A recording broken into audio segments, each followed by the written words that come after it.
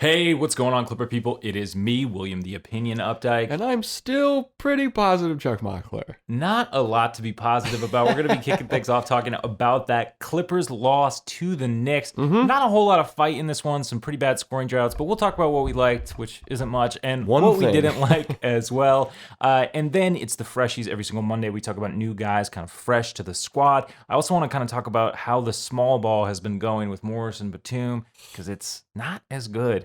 And then every single Monday, we also bring you Terance Mann's VORP Watch, which is just kind of where we see where he stacks up against a league average replacement player, as well as the Luke Kennard progress report. So all that and more coming up right about now. You are Locked On Clippers, your daily Los Angeles Clippers podcast, part of the Locked On Podcast Network, your team every day.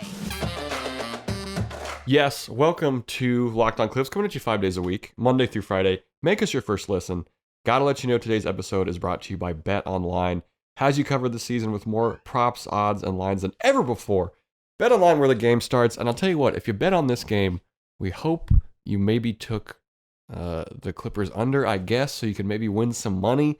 The Clippers lose 116-93, and just, one of the win streak's over, obviously. Yeah. You can't play the Rockets and Lakers every time. Wish we could. Yeah. Wish we could. But this was a disappointing game to watch. Like this one hurt a little bit from an effort standpoint, just from kind of everything. Yeah, you could just tell things kind of weren't going their way early, and then there's definitely some more on-court frustration than I think we've seen from this team. Vibes were off. And I think that is kind of bound to happen. Now, normally this is actually the kind of loss I would attribute to right before the All-Star break, where everybody's just kind of hit a pretty hard wall, especially given how they hard want the break. They're trying to, Yeah. So I guess it's just coming a little bit late for the Clippers. Good call. In that regard. But yeah, honestly, the biggest thing was we just weren't getting stops and anywhere. Yeah. And you saw things turn around for the Clippers in that third when they did start to get stops, and it looked like they might be able to mount a sort of comeback. We were down 12, and it was like, all right, we could get something going here because we were down by 26. And then the offense, started not really being able to hit anything. And then, because of that, the defense then falls apart on the other end of the floor, because it's like, well, if we're not putting up shots, why even bother trying? I don't know. Yeah. All right, so we're going to talk about the one thing we liked, which was Terance Mann, who continues to kind of fill the stat sheet, have some, just doing a lot of just basically everything you need. He had 11, 8, and 4 in this game with no turnovers. Yeah. And a kind of an interesting thing, it was especially interesting in the first quarter, was Tyler was kind of playing with different lineups featuring the bench. So many goofy lineups. And then one of either Terance Mann or Reggie. And that bench lineup was essentially Luke Kennard, Amir Coffey, Robert Covington, and Isaiah Hartenstein. And towards the end of I think it was the final 19 seconds of that first quarter, we saw 3 different substitutions. Oh, yeah. With each one being just an in or out of either Reggie or Mann. And which was weird. It was weird. 19 seconds. There was a little period where Reggie, offensively was able to do something. And that was the one period where he could do something. Yeah, and that, obviously made that second unit look really good. And then without that, it did not. But I like Terance Mann in this game. I feel like he's being asked to do a lot. And I feel like his role is so mercurial in what he's doing on a night-to-night basis. But I think the takeaway is if this is the player that Terance Mann is, let's say that this is his hard ceiling, which I don't necessarily think that it is. But even if this is his ceiling, man, if he's a guy who can get you around 11, 8, and 4, when you bring back Paul George and Kawhi, that's a damn good team. In terms of kind of other things we liked, there's not a whole lot else. Things really took a turn when the halftime entertainment that was billed as a viral roller skater and recording artist didn't even roller skate during the performance. Come on. What are you doing? That's half the reason why you're here. Let's get into what we didn't like. Do we want to start with the offensive droughts or the brutal interior defense by the Clippers? Dealer's choice, buddy. All right, let's go with the droughts. The big ones happened in the second quarter and the fourth quarter. Second quarter, I believe it took us 5 minutes and like 16 seconds to score a point, which was Luke Kennard 3, which was great. We didn't have a single starter in double digits until nearly halfway through the third quarter. Yes. The offense was so bad tonight. It was really bad, and like a big thing was just like I said, like the whole vibe was off. The communication was off. The ball was just kind of moving like, left and right, like back and forth, east west, and not really like contributing to any sort of like paint touches or any sort of like appreciable sort of advancement of the ball. And like this is what sealed the game for us. I in the end, I mean the defense hurt us throughout, obviously letting the Knicks kind of like get hot into this game. Mm-hmm. But as the Clips were clawing their way back in after they finally managed to like put some pressure and get some stops against this Knicks offense, and then we just went on a drought to start the fourth. We could not score, and then of course the defense fell apart after that, and that was kind of it. We were 11 from 34 from beyond the arc, just brutal. Which is really buoyed by the fact that Kennard and Covington made 5 of our 11 threes. Yeah, and nobody hit from 3. Like Batum was not good. Morris was not good. We got to talk Reggie, who had his worst performance in a minute. He was 4 for 18, 0 of 8 from 3, minus 33 in his minutes. He missed a dunk, which was like, that was brutal. The whole arena was just like, I think everyone said, what the fuck at the same time. Like, it was pretty crazy. But I don't know what we do when he's cold. Yeah. In this version of the Clippers. Yeah, that's the thing, right? The inefficiency, we do talk about the Reggie roller coaster all the time, but who do you, like on a night like this, like who do you sincerely want taking those shots? Like, I guess maybe Terance Mann, if he's in a position to actually take a good shot, it's like it's not an inefficient, dumb shot. But I mean, it's either like Morris had 4 points. Morris looked off tonight. Morris started bad, and I think that was like part of the reason things felt so funky on the team. Yeah. I have to be honest, like on both ends of the floor to start this game, I think I told you like after the first time out, I was like, wow, Morris looks really bad. Yeah. And he did not get subbed out at that first time out and probably should have. And I think maybe we could have righted the ship. Yeah. Or at least not been down so bad like that. Like it was just rough. I mean, we need Reggie to shoot, right? Like I'm not saying like that's what's so difficult about these things. I mean, he hasn't had a game like this since that game against the Suns. He goes 7 for 26 against the Suns, 0 for 8. I mean, that Suns game was a lot worse, actually, because he took 26 shots. But he had like 13 shots in the first half. He had like 11 in the first quarter or something crazy like that. But I don't know who takes the shots other than him. Right? Like, I don't know. Yeah. It's difficult. And especially with like Kennard kind of in whatever funk he's in right now, which we'll also talk about later. Yep. The offensive droughts continue to be an issue for the Clippers. Unfortunately, sort of just due to the constraints that we have of what players we have available. You just hope someone gets hot. It's going to be one of those tough things. But the thing that the Clippers, have been able to do all season still is take care of defense. But what happened tonight, man? Like, what was going on? RJ Barrett was playing. I mean, RJ Barrett goes 1 for 2 from 3, but he ends up with 24 points. There's no resistance in the paint tonight. No. And it was like, you knew what he was doing on every possession. He was going straight at the defender. We saw some ultra small lineups. Yeah. Like we saw some lineups where it was Morris was the 5 without like another power forward. It was Amir, Reggie, like Terance, Luke, and then like Morris. And it was just like, and Morris, who arguably was like the worst player defensively. Yeah. We're like going with a small ball lineup with him at the 5, like when they were eating in the paint. That was like That one was like really Ty was trying stuff. That was like so head scratching to me. Because we saw some jumbo lineups too. Like we saw some weird stuff with like Covington, Batum, Zoo, Terance. Like it was just like some big lineups. Like we were just that one was very short lived too. Yes, I mean, and like so like Zoo and Hart were kind of rough tonight. Hartenstein opened up his night with 3 fouls in 8 minutes. Yeah. And for some reason was falling all over the place in the second half. Yeah.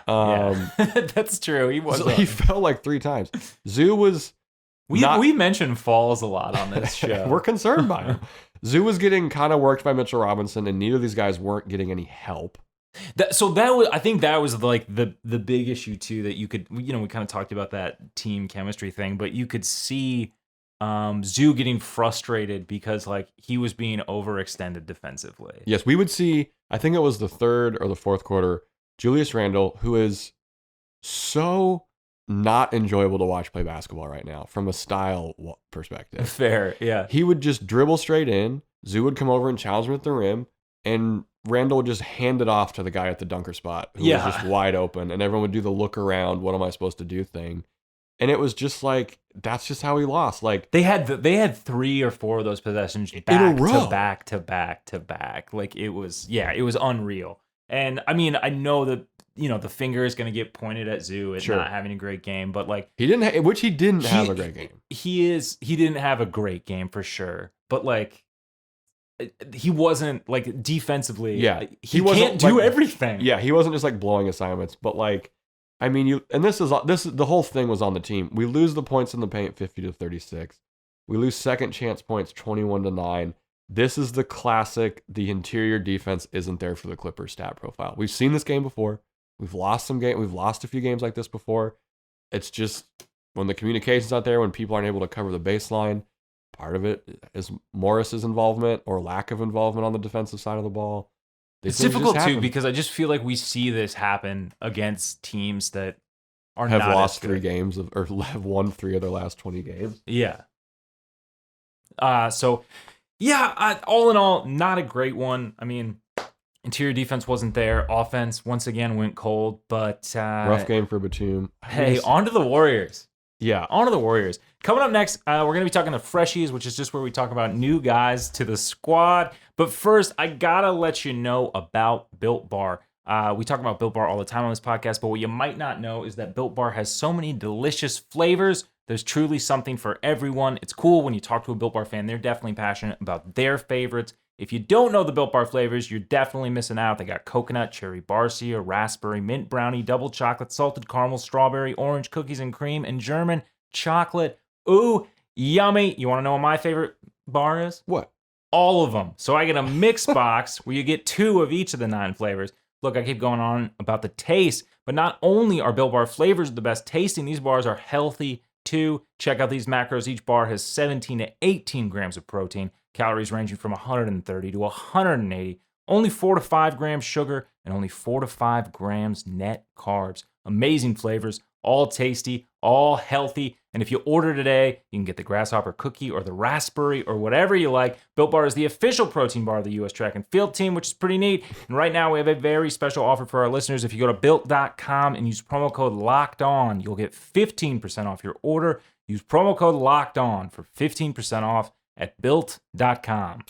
All right, welcome to the Freshies, where we're just talking some new stuff, new guys, and we got some fresh Paul George shooting with his right arm and practice footage from the Clippers this weekend. Love it. Did this one get deleted? This one was on, and so this is why it's funny. First of all, I'm putting on my tinfoil pork style hat. It's got a little bowler. Pork pie hat, excuse me, yes. Couldn't read the tag, it was too shiny. He's also been in a bunch of promo stuff for the Clippers lately, which if you follow the team, you know is usually a pretty good sign about some things. Is this happening? Is he coming back this season? Is it happening? Did I not waste all my money on this tinfoil? Of the 3 players in question of returning, he is the most likely. And I think I'm going to Which is kind of weird. And I think I'm going to leave it at that. I'm not going to say definitively like one way or the other. Like looking at this Clippers. Wait, is your tinfoil hat on or no? It feels like it's not, if I'm being honest. It has fallen off. All right. It's fallen off. Okay. I will dust it off. Heavy is the head that wears the metal hat. I'll dust it off. I'll pop it back on. When I'm in the mood. But I think that I don't know, man. The more I look at this schedule, we have this brutal 7-11 coming up, and like 16 games left. 16 games left. I know, and 7 of them are played in 11 days. Yeah, the next 11 days is insane. So if we don't know about Paul George in less than 2 weeks, I mean, Sure. there's not even 10 games to be played in the regular season at that point. Is that your number for Paul George to come back in the regular season? I feel like yes. I feel like less than 10 games because he's probably we end on a back-to-back. He's not playing both, though. So he's not even playing one of those. So, I mean, that leaves you with 9 games. Maybe if you don't rest him at one point in between there. Like, I got to be honest. Like, I just think, yes, I want this team to get reps together and reps, like, in the playoffs. But, like, if there's no time for him to get back in, like, is that good? Like, is that good enough process? And I guess I'm just I'm scratching my head at this point, which is why my tinfoil hat fell off. It's a head scratcher for me. I'm in a rock and a hard place. It's more of a functionality issue than a belief issue. Yes. Okay. Well, definitely. I'm glad we got that cleared up. Definitely. Yeah. My tinfoil top hat. You know, it's Sunday. It's fancy. I like to dress up on Sundays. I think I'm at 10 games too. You absolutely can't bring him back like in the playoffs. Like that's not happening. I don't want it'd be different. Happen. Like it'd be different if it hadn't been since December. You know, yeah, like that very true. That he'd played in an NBA game. Like, sure, if the injury had happened like a little bit later or something, I would maybe feel a bit more comfortable. Mm-hmm. But it's been so long. In his last games with the Clippers, he was already playing hurt. Yep. And like, it just wasn't that good. You know, he was doing his best, but he was hurt. He was he wasn't the Paul George that he needs to be for this team to be good. That's a good call. Well, we got to keep our eye on that promo. So it keeps going on. Will, what else what else fresh?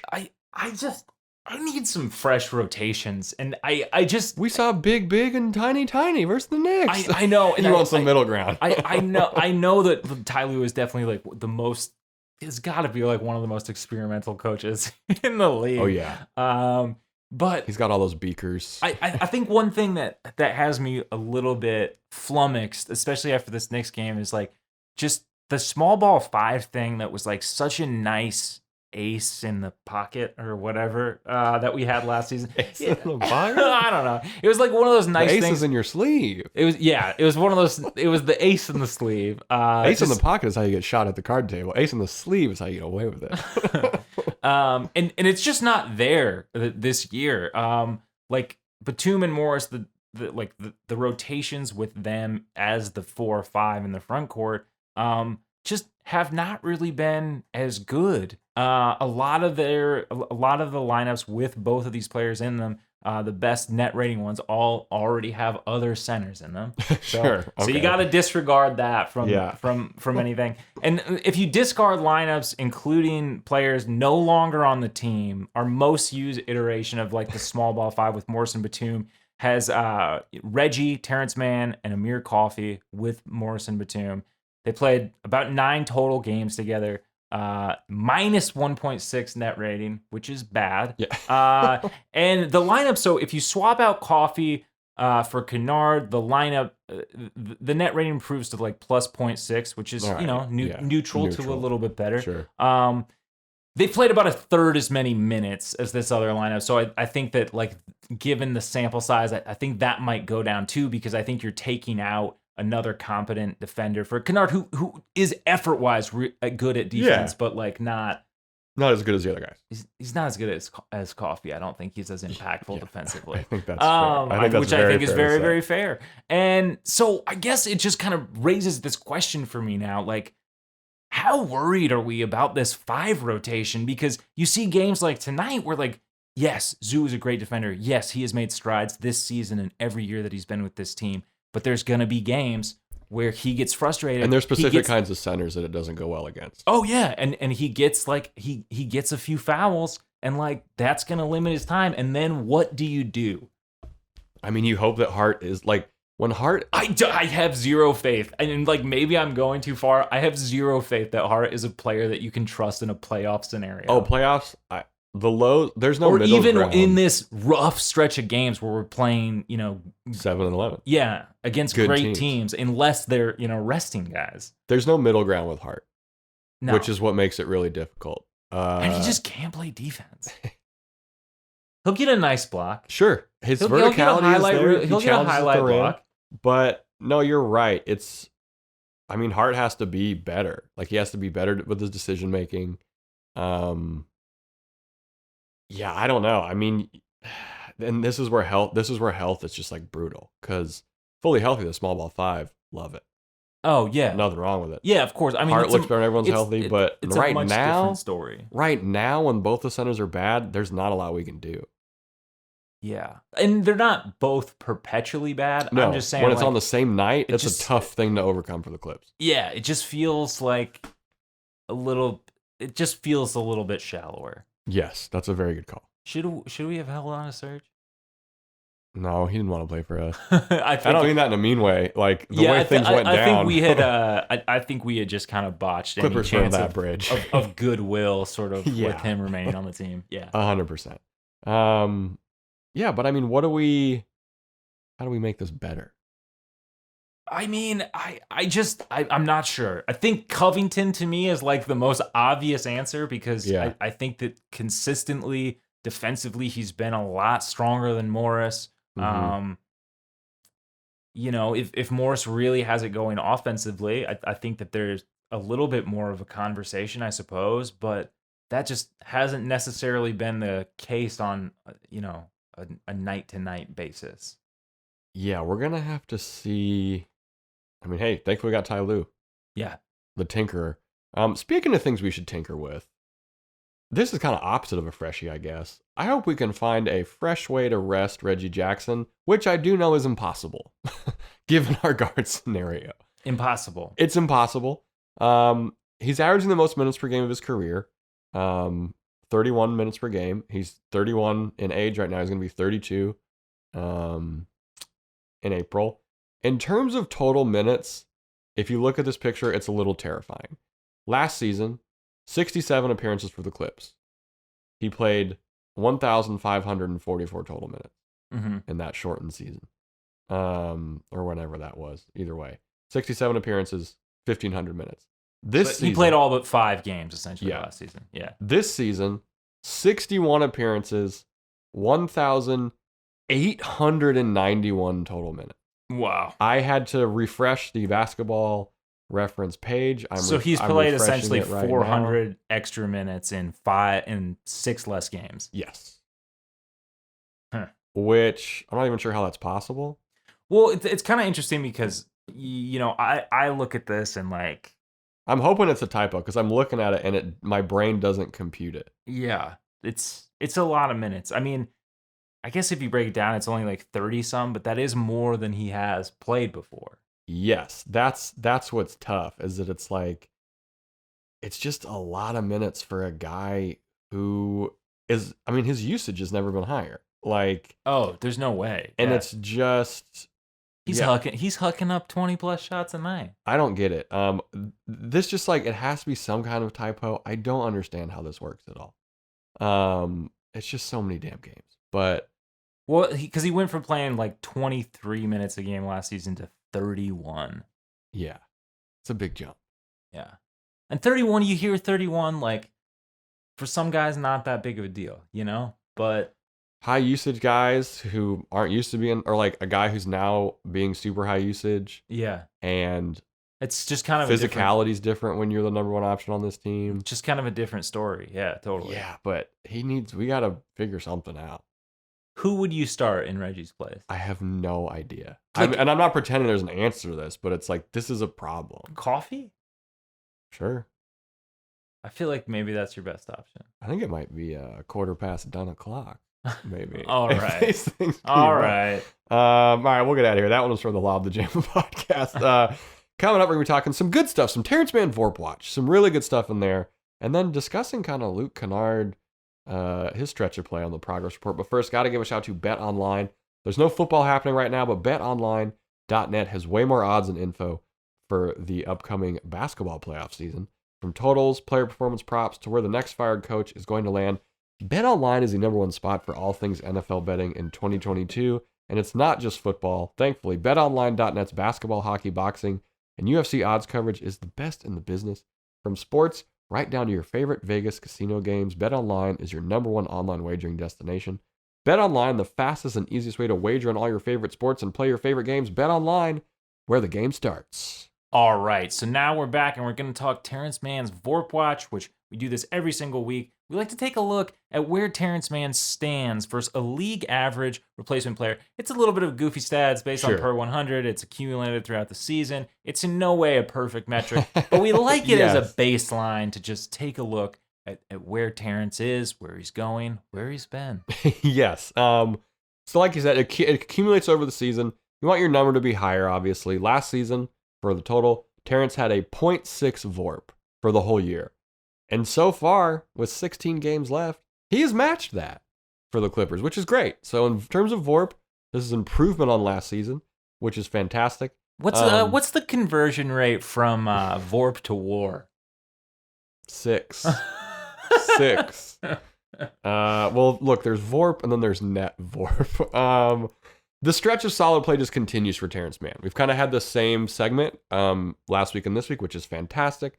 Last 3 games since the last VORP watch, 11-7-5 versus the Rockets, 9-4-4 and 2 steals versus the Lakers, 11-8-4 versus the Knicks. Like, this is what, in limited minutes, you touched on this in that first segment, and it's a great point. He's going to have lower minutes when Kawhi, PG, and Norm come back. Oh, yeah. That's just going to happen. If he can keep the stat lines or something similar, if the efficiency is there, he becomes our 6th man. Like, he becomes such an important piece of the Clippers. I mean, but the question is, do we think he can thrive like that? My thing is, like, even if these stats are dropping to like a 7-4-2 with no turnovers. Yes. I mean, like, that is that's a solid player.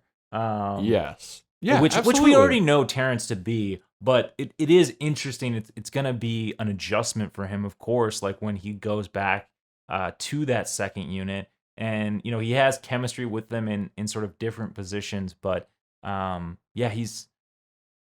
it's going to be curious to see how he's able to adjust. And I think in some ways, a lot of things will open up for him because, you know, we've seen him. Yeah, things get spread out more. Things get spread out a little bit more. And I like there will be a little less pressure on him. But he will, you know, he will just have to make good decisions in high leverage situations, and will stress, and he won't get a lot of chances. Yeah, that's the thing that's what I get worried about the most is just like when that chance is there when everyone's healthy, can he take advantage of it? And he still has some growing pains, right? Like he and Batum kind of got into a little tiff during the Knicks game. Mm-hmm. I think there was like some kind of effort issues there. Yeah, but that got worked out. So shout out Terance Mann. We hope it keeps going. Moving on to the Luke Kennard progress report, which this is interesting to look at. So, post the All-Star break, man, I feel like Luke has been in his head. It's like a different player. It's been very weird. The last Luke Kennard progress report was on February 28th.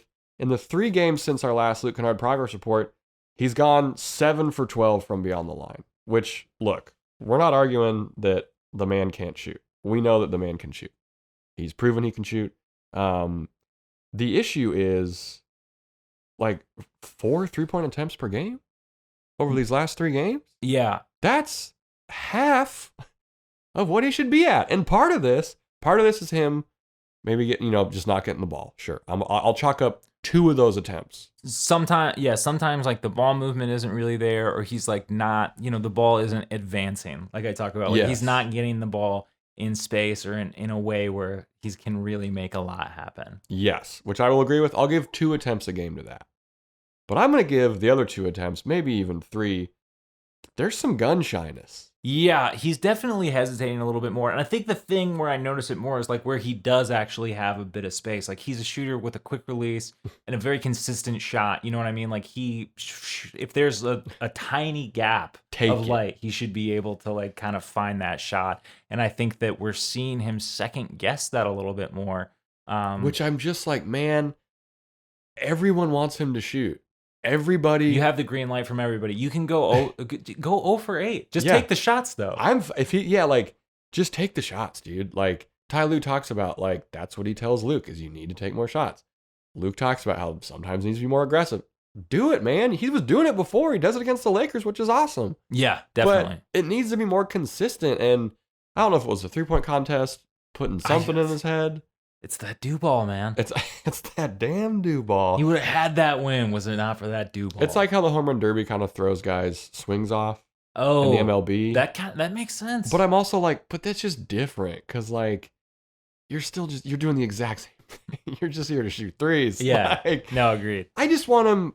I don't know if it's confidence or something, but like, let's get back to gunslinging, Luke. Like, let's get back to being the hunter. Yeah. Yeah, for sure. I mean, percentage is still... And we're going to need it in these upcoming games. Percentage is still great. Percentage is fantastic. That's why it's so difficult to watch him pass. Like, against the Knicks, there was like 3 or 4 where it was like, dude, it's right. Take the shot. Like, your release is insane. Just do it. Man, hope he can do it. I think I think he will. I don't know if it's like truly a confidence thing or if it's just, like I said, it's that kind of like weird point in the season where everybody's probably a little tired. Yes, he's got some chances to get it against some interesting teams. He's got the Wiz, we got the Hawks, we got the Pistons all in a row. So there's like some nice 3 games where we can kind of get a streak going. Yeah. And hopefully against the Warriors as well on Tuesday. I think that about wraps it up. We have to give a shout out to Twitter user ToastyGuy0901. This is from way long ago. He called the comeback against the Wizards. So way to go, Toasty Guy. Hey.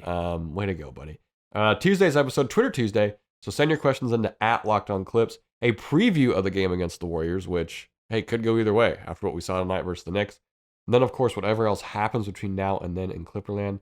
Will, people can like and subscribe to the Locked On Clippers YouTube. They love audio-only YouTube videos. It's true. Which they can.